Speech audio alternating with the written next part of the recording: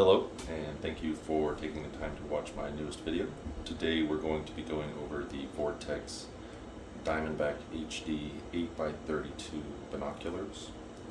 These are their mid-range performance binoculars, and we're going to start here at the rear of the binocular with the adjustable eyepieces. Now these allow you to set the distance between your eye and the lens so that you can have a consistent placement against your eye socket, or however you like to place them against your face. And they have the rubberized texture that's going to make them a little grippier. And they also have a rubberized, soft, squishy rear end here so that they don't dig into your eye socket or your cheekbone or wherever you have them resting against your face. On the right eye, we have our adjustment dial so that we can set the view of the right eye equal to the view of the left eye for your sharpness and your clarity.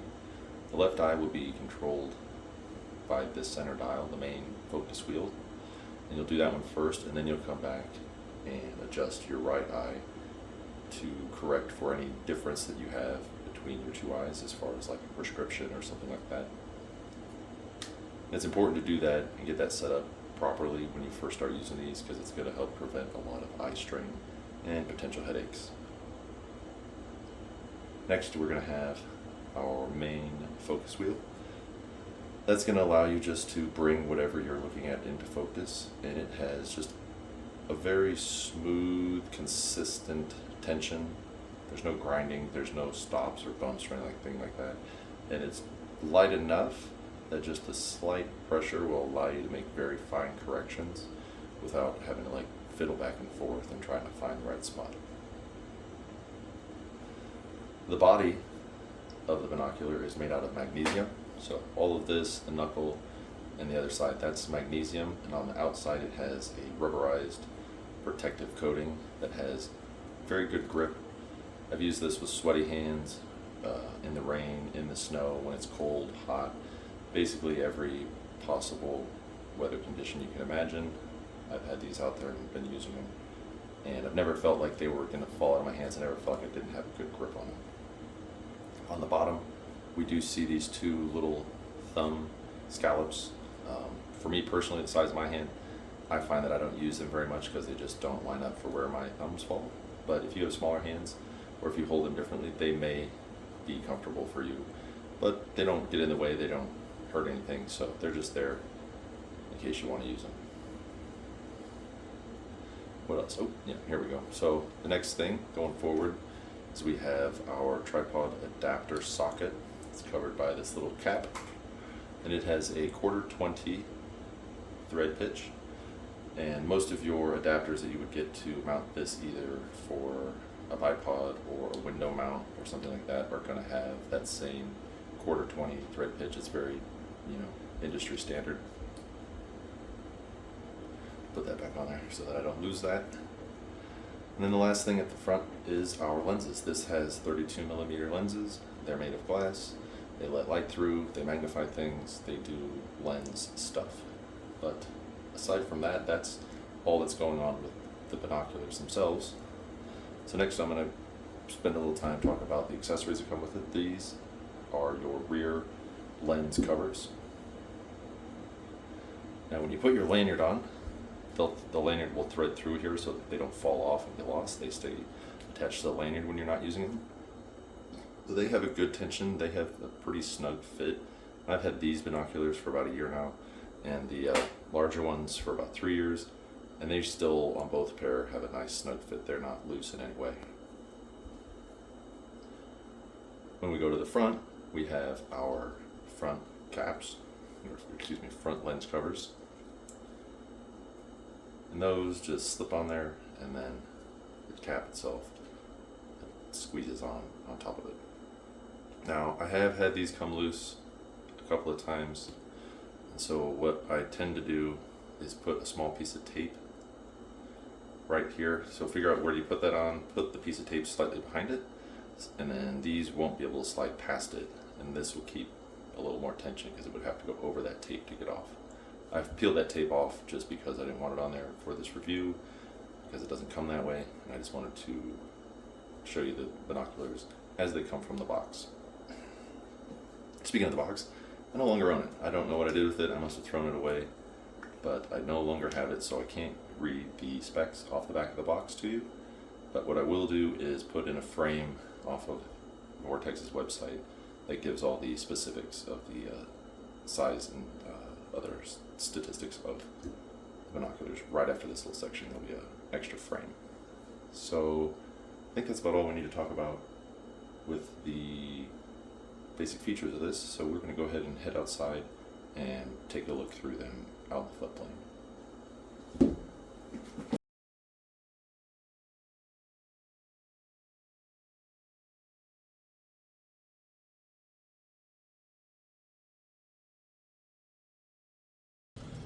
So we're out here in the floodplain to take a look through the Vortex 8 power binoculars.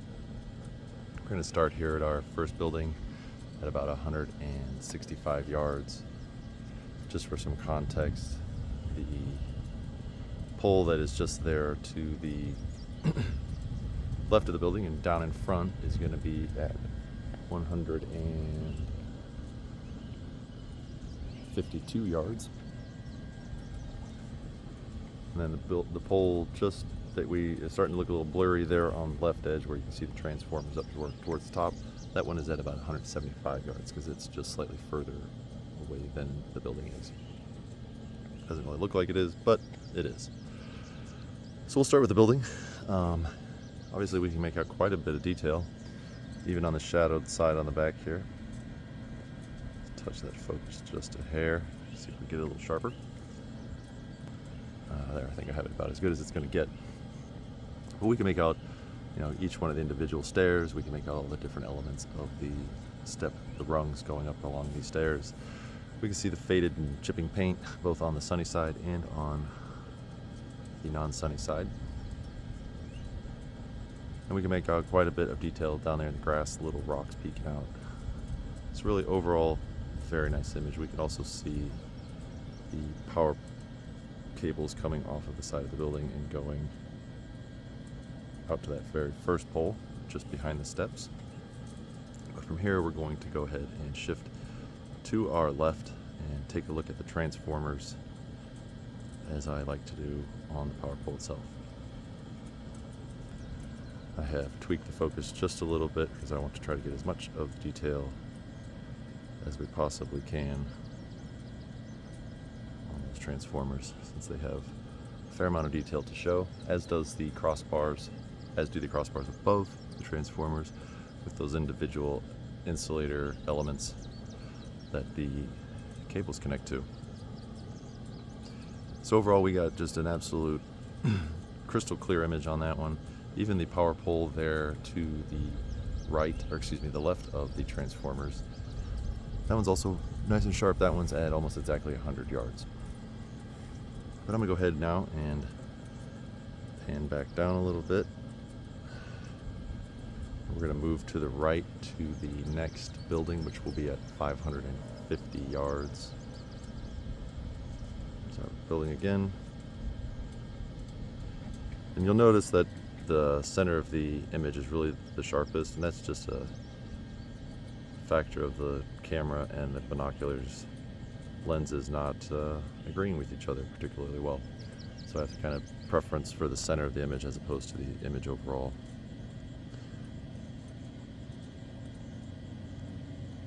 So there we are on our next building. And I have gone ahead and tightened up that focus a little bit so that we can pick out the details in the brickwork on the sunny side of the building, and really just as much detail as we like to.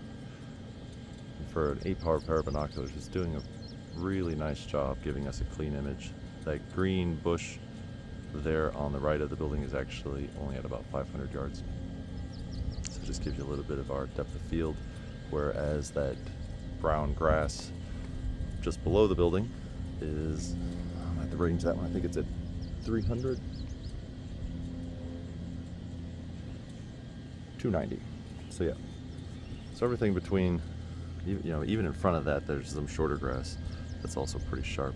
But everything from there out to the ridge line there in the background, the trees that are directly behind the building in the center of our field of view are pretty good and not perfectly sharp. I'm sure I could tweak the focus just a little bit, maybe sharpen those up. But overall, if you were just using these binoculars for observation, you really wouldn't need to change that focus at all, just to be able to look across the area and see if there was anything that you needed to take a closer look at. But at this point, I am going to take a moment and switch lenses to the ultra-wide lens so that I can give you guys a better idea of the overall field of view of these binoculars. But I can't do it with this lens, obviously, because most of it is cut off at the top and bottom. So now I have us on the ultra-wide lens, and while the very top and bottom extreme don't quite make it in the image, we can see that the left and right is sharp all the way to the edge. And I'm going to take a moment and pan to our left, back to the original building that we started with, just so that you can get an idea of the lack of fish-eyeing that these binoculars have. It's not that there's none, but it's pretty subdued. And unless you're trying to scan back and forth really quickly, you don't notice it with the naked eye. So there we are back at the original building. I'm going to do it like this just so we can see this power pole all the way here on the left is at 60 yards. And then the one there in the middle is at about 100 yards. Oh, no, I'm misquoting that. The one there in the middle is at 125. The one on the left is at 100 yards. There's another one to the left of those that's off camera. Pan just a little bit further here. That guy is at approximately 60 yards. So I'm going to pan back across here pretty slowly. And just notice how, whether you're looking at the stuff in the foreground, as close as 60 yards, or out there in the far distant background, where it's going to range between about 1,200 yards and about 1,400 yards when we get over to the second building. There's really no need to adjust the focus to observe any of that. Even that cellular antenna up there on the top of the bluff is at 2,000 yards. And we can even make out that with pretty good detail. So overall, the depth of field on these binoculars performs extremely well. I think that's partially due to the relatively low magnification that these binoculars are. For binoculars, 8 is kind of towards the bottom end of the range that you normally see. But what I will do is pan down here just in front of us to a distance of about 10 yards, maybe 12. We're going to see some gravel. And it's at this distance when you start getting the focus. I'm going to have to adjust it slightly. On the rocks here in the near ground, you'll notice that the things at the edge of the field of view are not quite as sharp as the things in the center of the field of view. And that is what you will notice with the naked eye when you're inside of about 50 yards. That you will have to adjust your focus more often than if you're out beyond, say, that 50 yards, and really 100 yards. You're not going to be needing to adjust your focus very much at all. So I'm going to pan us back up here to our building. And then I will switch us back over to the regular wide angle lens and continue looking at some buildings that are further away. All right, now we're back in the wide angle lens, and we will continue to our right to the next building, which is right there. I'm going to pause here for a minute and make sure that I have the focus as well adjusted as possible.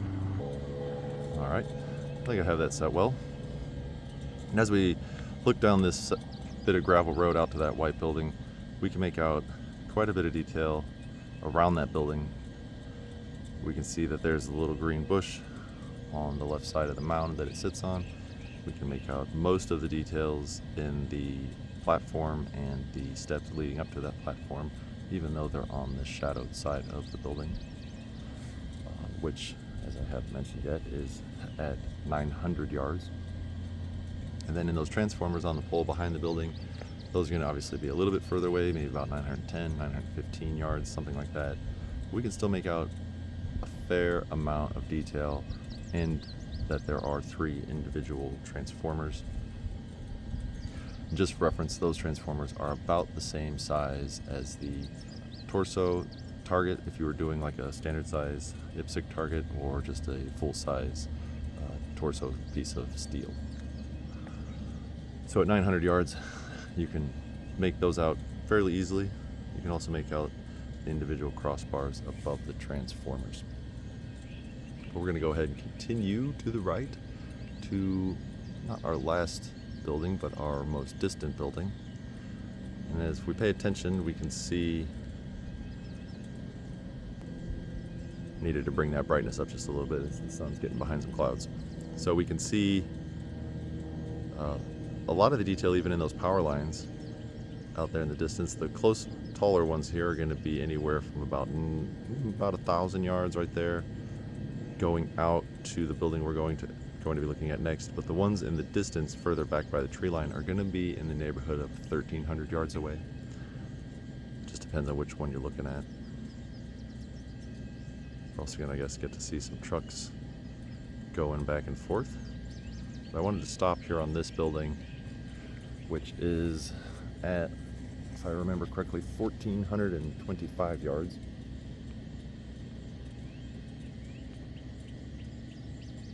Yeah, 1425. And while at this time of day, the ladder and the platform on the right side of the building are a little tougher to see, mostly because they are in the shadow of the building itself, we can still make out quite a bit of detail. The transformers on the pole to the left of the building are starting to blend together into just kind of one big gray mass. But we can make out that big gray mass on the pole. And we can make out a fair bit of the detail of the framework holding the building up. Well, it looks like maybe we're going to get a little bit more sunlight, so maybe we'll get a little bit better view of those rungs coming up from the ground up to the building itself. Just give it a second here and see if this cloud is going to move out of the way for us, and it appears that it is. Wonderful. You can also see that truck from the grounds crew out there getting their mowers off, so maybe we'll get to see them scoot around a little bit on their mowers. I'm going to pause just for a second and see if that happens, and I'll come. Well, it appears that they may not be doing any mowing over there, as he is turning his truck around.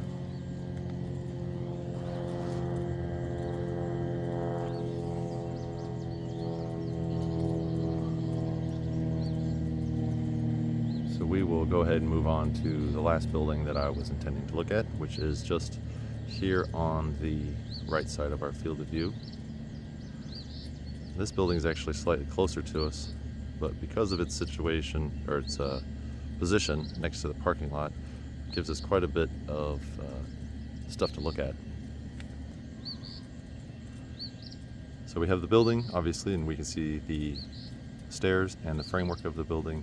But we can also make out the individual transformers on that pole, which is going to be at about 1,100 yards. So, over 300 yards closer than the more distant building, and that 300 yards makes a big difference in the amount of detail that we can make out with these 8-power binoculars.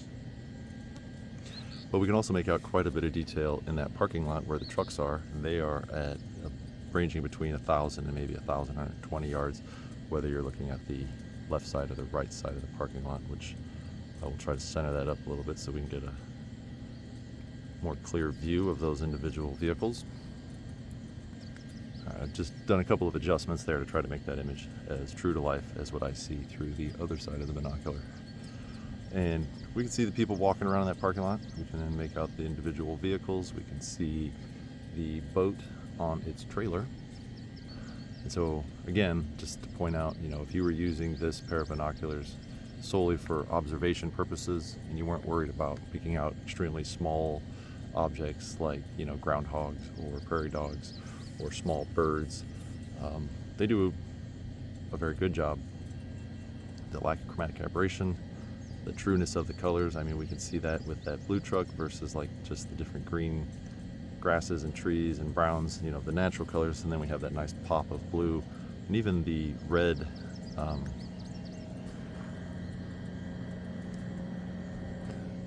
Well, I guess they're more of an off-red pair of shorts that the gentleman is walking around on the boat is wearing. Must be landing time for all the airplanes at the airport nearby, because this is about the 5th one that's flown overhead in the last half hour.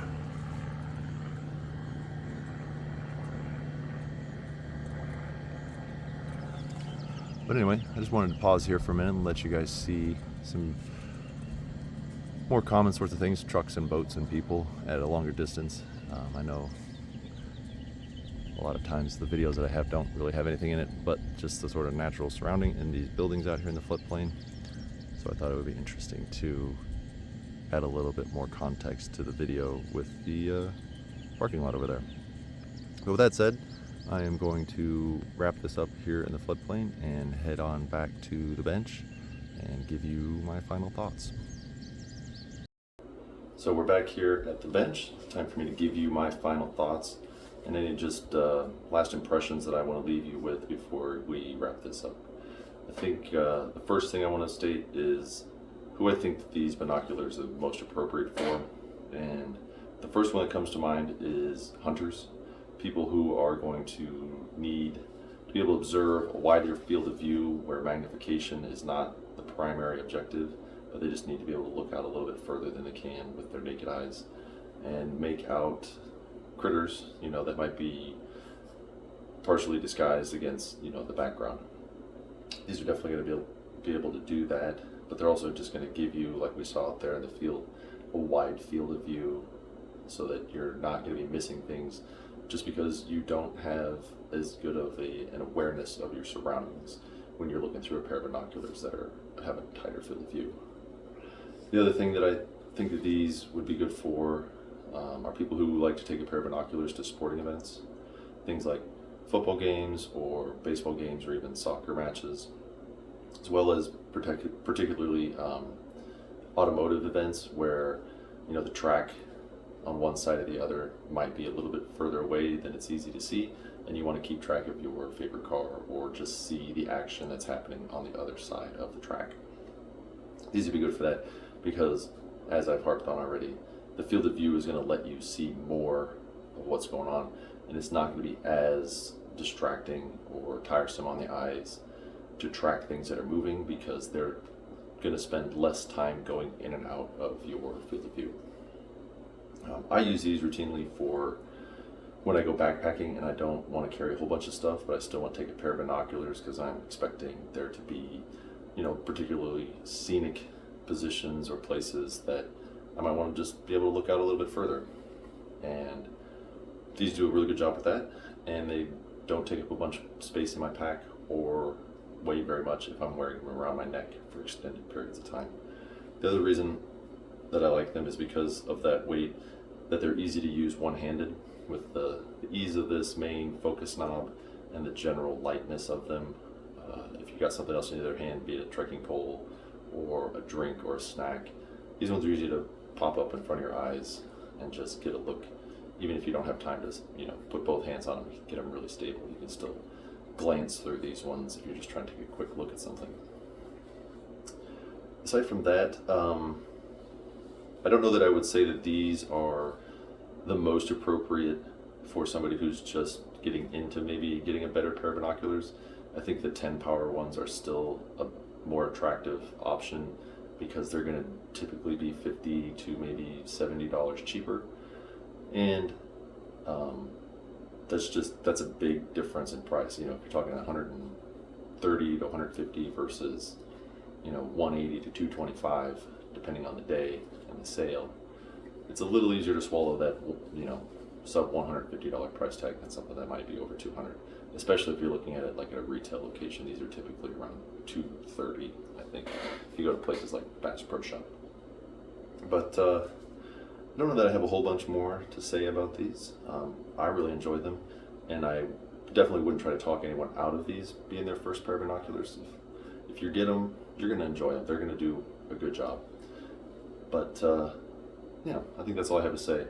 To those of you that have stuck around this long, I'd like to say thank you, and I hope you hit that like button, subscribe if you feel like it, and if you have any comments, feel free to leave those down there too. I'm always looking for suggestions or just thoughts that other people have who have maybe used this pair of binoculars or something very similar. But we'll go ahead and wrap this up, and I will see you guys in the next video.